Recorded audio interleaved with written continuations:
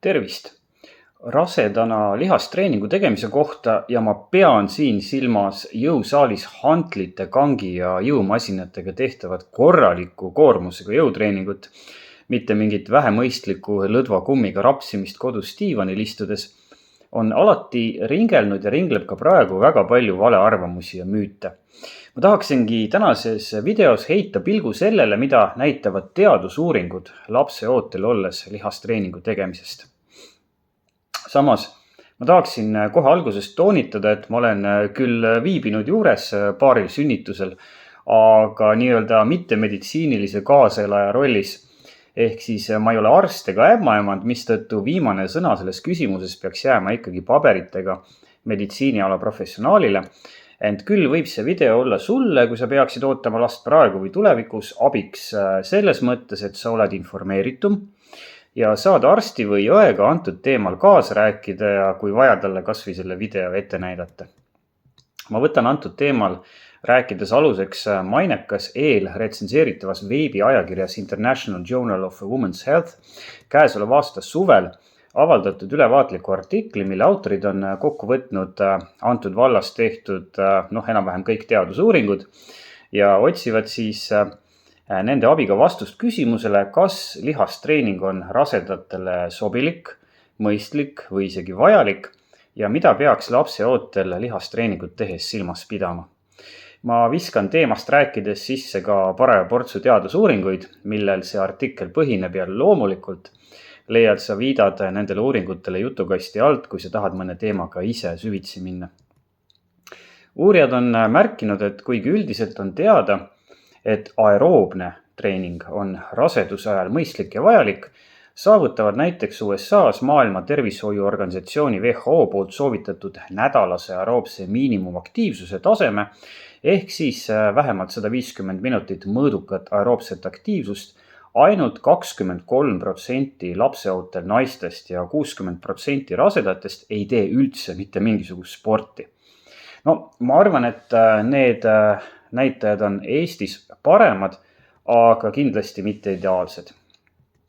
Lihastreeningut tehakse võrreldes aeroobse treeninguga üldse palju vähem, kuigi tervise mõttes oleks igal inimesel, kes tahab endale tagada hea elukvaliteedi nüüd ja tulevikus, oluline ja hädavajalik ja normaalne teha regulaarselt nii aeroobset treeningut kui ka lihastreeningut. Antud artiklis torkab silma, et USA's teeb raseduse ajal lihastreeningut ainult 11% naistest ja ma julgen arvata, et see näitaja Eestis väga palju kõrgem ei ole. Kas siis lapse ootel peaks tegema lihastreeningut ja mis kahju või kasu see kaasa toob? Kui sa ei viitsi seda videot lõpuni vaadata, siis ma võin sulle kohe ära öelda, et artikli autorid leiavad antud vallas tehtud teadusuuringutele tuginedes, et lihastreening on naistele enne ja pärast rasedust ja ka raseduse ajal täpselt sama sobilik, vajalik ja kasulik ja tegelikult isegi hädavajalik kui aeroobne treening. Ja see on kasuks nii naisele enesele kui ka ta lapsele. Nonii, vastus on meil olemas, kärsitumad võivad lahkuda, aga mina lähen nüüd teemaga ka natukene rohkem süvitsi ja räägin, millist kasu täpsemalt rasedana lihastreeningut tehes võiks oodata ja mida sa peaksid silmas pidama. Uurijad märgivad, et üheks enim levinud raseduse sümptomiks on väsimus ja lihastreening vähendab teadusuuringute leidude kohaselt rasedusega kaasnevat energiakadu ja väsimuse kuhjumist. Osadel naistel vähendab jõutreening ka iiveldust ja peavalusid. Kui sageli arvatakse, et lihastreening võib rasedatel põhjustada seljavalusid, siis teadusuuringud seda ei kinnita. Ja tegelikult on lihastreeningu mõju hoopis vastupidine. See vähendab raseduse ajal seljavalusid ja samuti vähendab ka liigestega seotud probleeme. Lisaks mõjub lihastreening ka muidu hästi luutervisele ja meil on isegi mõningaid vihjed, et kui ema teeb raseduse ajal lihastreeningut, siis on ta lapse luud ja lihased keskmisest tervemad ja tugevamad.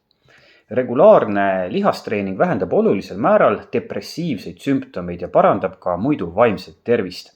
Ja loomulikult kehtib sama seos ka rasedate puhul, kusjuures nii raseduse ajal kui ka peale seda. Tänapäeval on väga levinud terviseprobleemiks rasedusdiabeet ehk siis gestatsioonidiabeet ehk siis rasedusaegne suhkruhaigus. Tegemist on erineva raskusastmega süsivesikute ainevahetushäiretega, millel ei ole kahjuks tavaliselt nähtavaid sümptomeid. Aga selle esinemine tõstab oluliselt mitmete terviseprobleemide tekkeriski nii rasedal enesel kui ka lapsel. Rasedusdiabeedi juhtumite arv tõuseb pidevalt nii Eestis kui ka mujal maailmas ja oleme ausad, kuigi rasedusdiabeedi puhul on väga oluline ka geneetiline faktor, käib juhtumite tõus käsikäes ülekaaluliste ja rasvunud rasedate osakaalu tõusuga. Kui sa oled raseduse ajal füüsiliselt aktiivne ja teed regulaarset sporti, siis väheneb su rasedusdiabeedi risk uuringute kohaselt keskmiselt 57%, mis on väga oluline riski vähenemine. Me saame ka teaduspõhiselt väita, et see, kui sa teed nii aeroobset treeningut kui ka lihastreeningut ehk siis mõlemat tüüpi treeningut, vähendab su rasedusdiabeedi riski oluliselt enam kui see, kui sa teed ainult aeroobset treeningut. Lisaks parandab lihastreeningu olulisel määral insuliinitundlikkust ja glükeemilist kontrolli, nii et kui rasedal on juba rasedusdiabeet, siis aitab lihastreening seda paremini kontrolli all hoida.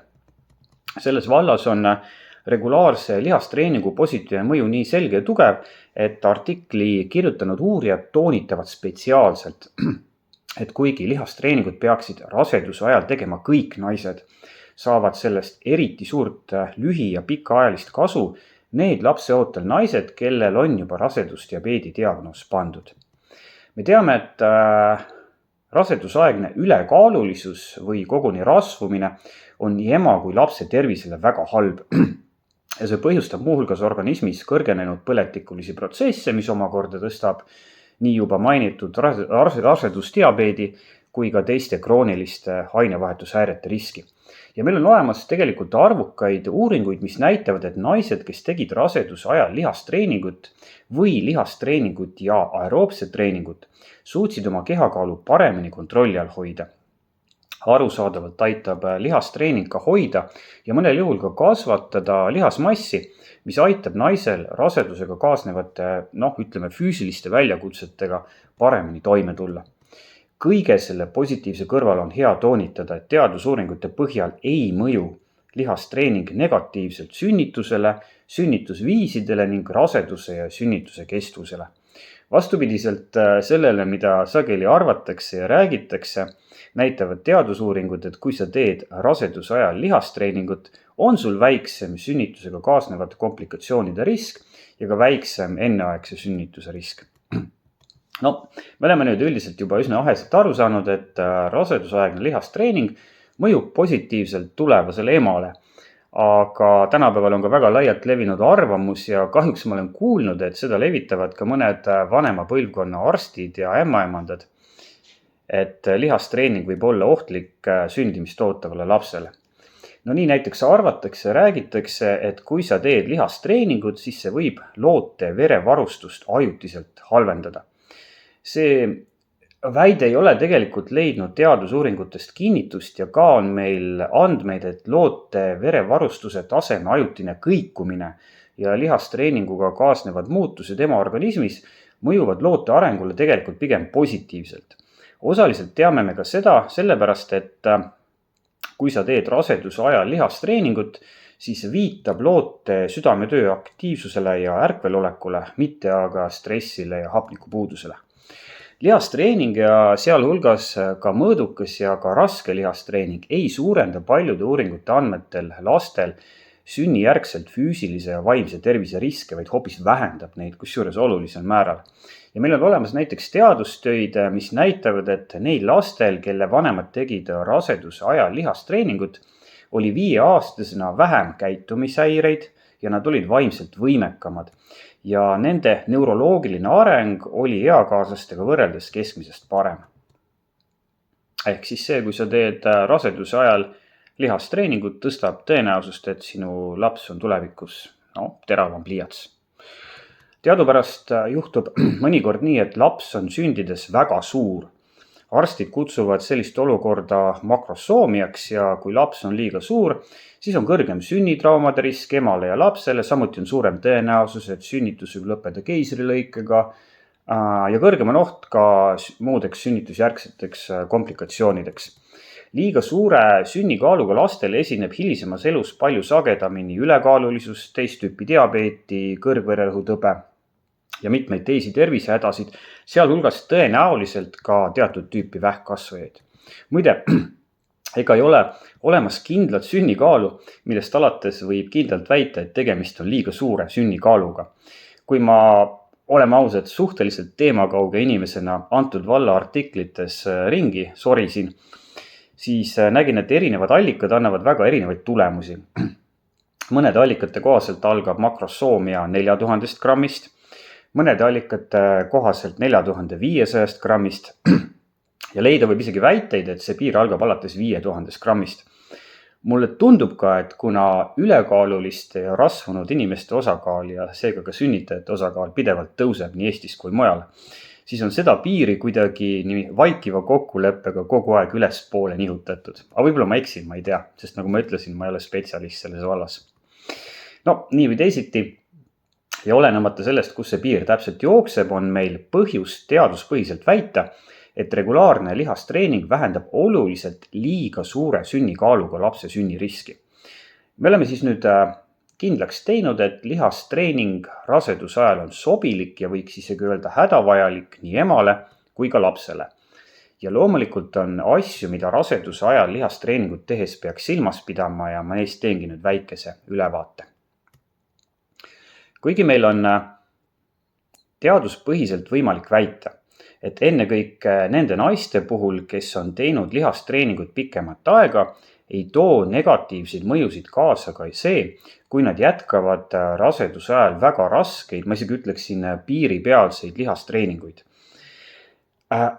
Kuigi see on niimoodi, ei ole see lähenemine minu isikliku arvamuse kohaselt väga mõistlik ja ma olen nõus artikli autorite arvamusega, et ennekõike nende naiste puhul, kes ei teinud enne rasedust lihastreeningut, ei tohiks rasedusaegse lihastreeningu eesmärgiks olla maksimaalne lihashüpertroofia, ehk siis eesti keeles ja lihtsamalt öeldes, nad ei peaks treenima eesmärgiga maksimaalselt lihas kasvatada, üldse treenima maksimumi lähedaselt ja pingutama maksimumi lähedaselt.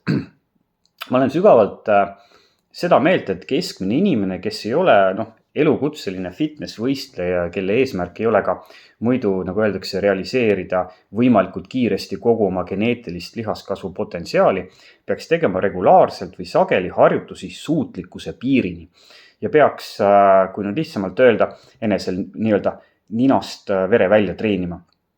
Ma olen ka suutlikkuse piirini treenimise mõttetusest teinud eraldi video, mille video ma panen jutukasti alla. Ma kohtan personaaltreenerina pidevalt arvamust, et lihastreeningut tehes peab igas seerias maksimaalse arvu korduseid tegema ja võimalikult palju pingutama ja seepärast on kogu see lihastreening nii ebainimlikult raske, et silme eest peab kogu aeg olema must. Tegelikult on lugu niimoodi, et kui sa teed igas seerias maksimaalse arvu korduseid, siis oled sa esiteks saanud asjadest väga valesti aru ja teiseks on su areng ehk siis kasu lihastreeningust palju väiksem, kui see võiks olla. Me teame tänapäeval väga hästi, et sa saavutad väga head lihastreeningu tulemused isegi siis, kui sa jätad igas seerias varusse 3-4 kordust. Ja see võikski olla minu arvates sobilik piir raseduse ajal lihastreeningu tegemiseks. Kui sa oled teinud lihastreeninguid aastaid, siis ei juhtu sest pikemas plaanis mitte midagi, kui sa ei lisa raseduse ajal raskuseid ja korduseid ja hoiad oma senist taset. Ja täiesti okei on isegi see, kui sa võtad raseduse ajal treeningmahtu väiksemaks. Kui sa ei ole varem lihastreeningut teinud, siis on täiesti mõistlik jätta igas seerias varusse see 3-4 kordust ja lisada aeg-ajalt raskused või korduseid, kui sa oled saanud tugevamaks, aga edasi liikumine ja raskuste lisamine peab olema aeglase ja mõistliku tempoga. Tark ei torma lähenemine toimib minu arvates igasuguse lihastreeningu puhul ja rasedusaegse lihastreeningu puhul veel eriti. Üks teema, mis väärib minu arvates rasedate lihastreeninguga seoses natukene suuremat tähelepanu, on väide, et rasedad ei tohiks teha lihastreeningut lamades selili asendis. Seda soovitatakse ka antud uuringus silmas pidada, seda eriti raseduse hilises staadiumis. Ja selle soovituse põhjuseks on arusaam, et sellili lamamine võib vähendada veenide kaudu südamesse naasva vere hulka, eriti kui loode kasvab suuremaks ja surub rohkem alumist õõnesveeni kokku. See omakorda takistab vere naasmist südamesse ja võib avaldada negatiivset mõju lootele. Kui ma loen antud vallas tehtud uuringuid, siis tundub mulle, et see soovitus põhineb peamiselt või võimalik, et ka ainult teadusuuringutel, mille puhul on leitud seos eriti raseduse kolmandas kolmandikus selili magamise ja erinevate rasedus- ja sünnitusprobleemide vahel. Ja selliseid uuringuid on tegelikult tõepoolest päris palju. Aga samas, kui me natukene mõtleme ja oleme ausad, seda, kui sa magad öösel paarikümne minuti kaupa või isegi tundide kaupa selili, ei saa tegelikult võrrelda olukorraga, kus sa teed ühes seerias selili viibides maksimaalselt minuti jooksul, ent harilikult veel lühema aja jooksul lihasharjutust. Lisaks näiteks selles uuringus, mis juba ka ekraanilt läbi hüppas, milles osalesid küll kogenud jõusaalis treenijad, ei tekitanud selili maksimaalsete raskustega treenimine uuritutele ja nende lastele mingisuguseid hädasid ja pigem ikka vastupidi. Kui vaadata uuringuid, kus on otseselt uuritud selili asendis lihastreeningu mõju rasedatele ja lapsele, siis võtab leiud hästi kokku see uuring ja see tulemus. Sisulist on tegemist siis käte laiutamisega ja nentimisega, et meil ei ole piisavalt andmeid väitmaks, et rasedana selili treenimine on ohutu või siis ohtlik. Ma isiklikult arvan, et rasedana lihastreeningut tehes peaks olema tavalisest ettevaatlikum ja ma soovitan eriti algajal jõutreenijal selili asendist võimalusel hoiduda või siis kasutada seda ainult siis, kui harjutust ei saa mõnel muul moel teha. Tavaliselt saab, näiteks muutes pingi kaldenurka ja ausalt öeldes, kui sa teed lihastreeningut vähegi normaalse varustusega jõusaalis, siis on mul raske kujutada sellist skeletilihast, mida saab treenida ainult selili asendis lamades. Samas, kui sulle hullult meeldib näiteks selili rinnad suruda ja su rasedus kulgeb normaalselt ilma igasuguste komplikatsioonideta ja sa oled ka juba varem lihastreeningut teinud ja tunned oma keha ja võimeid, siis on sinu jaoks minu isikliku ja ma jällegi toonitan, et rangelt mitte meditsiinilise arvamuse kohaselt selili lihastreening vähemalt piiratud mahus ohutu ja sobilik. Tee lihtsalt see seeria ära ja ära jää sinna pingile selili edasi vedelema. Kokkuvõtteks, meil on igati põhjust teaduslikult väita, et lihastreening on rasedatele ohutu, sobilik ja hädavajalik. Ja sellest on kasu nii emale kui ka lapsele. Jõusaalis näeme!